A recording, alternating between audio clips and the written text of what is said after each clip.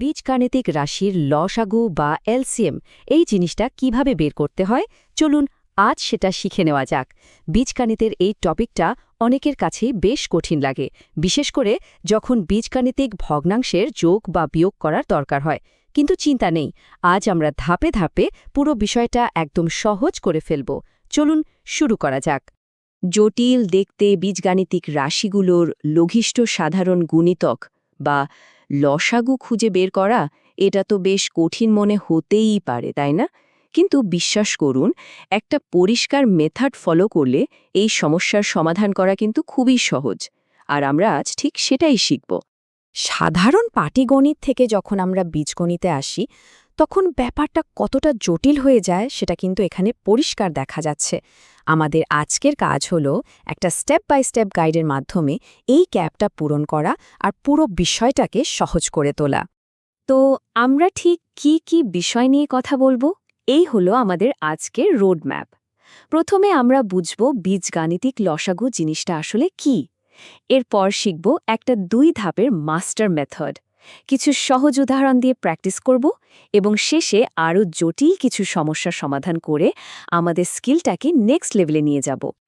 আচ্ছা, তাহলে চলুন শুরু করা যাক আমাদের প্রথম সেকশন দিয়ে। দেখুন, যে কোনো কিছু ভালোভাবে শিখতে হলে সবার আগে তার মূল ব্যাপারটা পরিষ্কার করে বুঝতে হয়। সহজ করে বললে, লসাগু হল এমন একটা সবচেয়ে ছোট রাশি যাকে দেওয়া প্রত্যেকটা রাশি দিয়েই ভাগ করা যায়। যেমন ধরুন 4 আর 6-এর লসাগু হল 12, কারণ 12ই হল সবচেয়ে ছোট সংখ্যা যাকে 4 এবং 6 দুটো দিয়েই ভাগ করা যায়। বীজগণিতের ক্ষেত্রেও কনসেপ্টটা কিন্তু একই। এই সংজ্ঞাটাই আমাদের পুরো আলোচনার বেস তৈরি করবে। তো বেসিকটা তো বোঝা গেল, এখন চলুন আমাদের আসল কৌশলের দিকে এগোনো যাক। এই 2 ধাপের পদ্ধতিটা একটা নির্ভরযোগ্য কৌশল যেটা সব সময় কাজ করবে। আমাদের এই মাস্টার মেথডটা কিন্তু মাত্র 2টো সহজ স্টেপের। প্রথম কাজ, প্রত্যেকটা রাশিকে তার মৌলিক উৎপাদকে ভেঙে ফেলা। আর দ্বিতীয় কাজ হলো সেই উৎপাদকগুলোর মধ্যে থেকে সর্বোচ্চ পাওয়ার বা ঘাতগুলো নিয়ে গুণ করে দেওয়া। মনে রাখা খুবই সোজা, প্রথমে ভাঙুন, তারপর সর্বোচ্চ ঘাত নিন, ব্যাস। এই যে দেখুন, আমাদের পদ্ধতির আসল নিয়মটা কিন্তু এখানে খুব সুন্দর করে বলা আছে। এই হলুদ বক্সের ভেতরের নিয়মটাই হলো সবচেয়ে গুরুত্বপূর্ণ। নিয়মটা হলো সমস্ত রাশি থেকে পাওয়া প্রত্যেকটা মৌলিক উৎপাদকের সর্বোচ্চ ঘাত বা পাওয়ারটা নিতে হবে। শুধু কমম উৎপাদক না, বরং সবগুলো উৎপাদকের সর্বোচ্চ ঘাত নিয়ে গুণ করলেই লসাগু পাওয়া যাবে। অনেকটা থিওরি হলো, এবার চলুন সরাসরি প্র্যাকটিসে নামা যাক। শুরু করব কিছু সহজ উদাহরণ দিয়ে, যাতে আমাদের কনফিডেন্সটা বেড়ে যায়। আচ্ছা, এই উদাহরণটা একটু খেয়াল করুন। প্রথম রাশি p square minus q square, এটা তো এ স্কোয়ার মাইনাস বি স্কোয়ারের ফর্মুলা, তাই এটাকে ভাঙলে আমরা পাচ্ছি পি মাইনাস কিউ আর পি প্লাস কিউ। দ্বিতীয় রাশিটা হলো p plus q whole square. তাহলে আমাদের উৎপাদকগুলো কি হলো? আমাদের কাছে আছে পি মাইনাস কিউ আর পি প্লাস কিউ। নিয়ম কি ছিল? প্রত্যেকটা উৎপাদকের সর্বোচ্চ ঘাত নিতে হবে।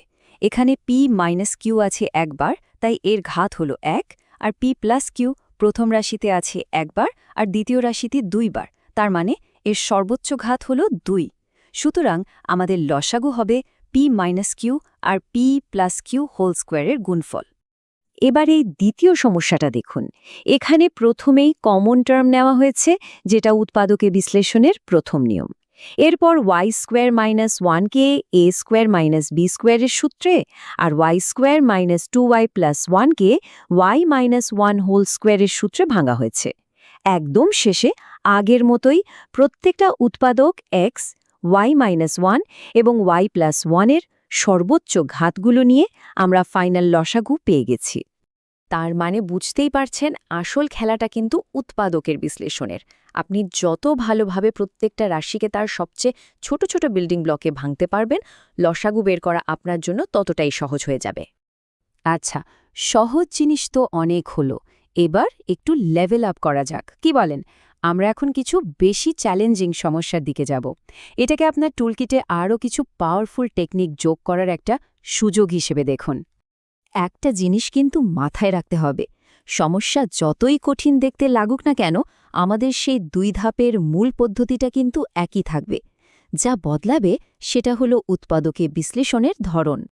এই যে জটিল সমস্যাগুলো, এখানে প্রায়ই রাশির সামনে কিছু সংখ্যা বা সহগ থাকে। যেমন ধরুন 12। এই সংখ্যাটা কোত্থেকে এলো বা কেন এটা গুরুত্বপূর্ণ? চলুন পরের স্লাইডে দেখি।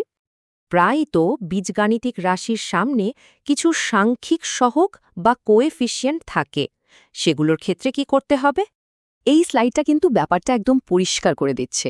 দেখুন, এখানে 3টা রাশির সাংখ্যিক সহগগুলো হলো 3, 2 আর 4। আমাদের প্রথম কাজ হলো এই সংখ্যাগুলোর লসাগু বের করা, যেটা হলো 12। এরপর আমরা বীজগাণিতিক অংশগুলোর উৎপাদকে বিশ্লেষণ করে তাদের লসাগু বের করব।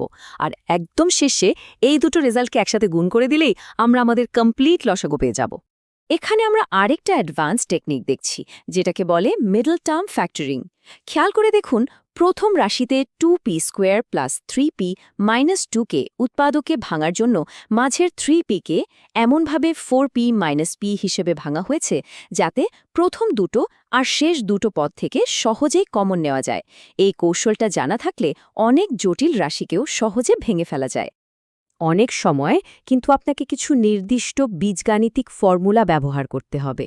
যেমন এই উদাহরণে b³ - 8 আর b³ + 8কে উৎপাদকে বিশ্লেষণ করার জন্য a³ - b³ আর a³ + b³ এর ফর্মুলা ব্যবহার করা হয়েছে।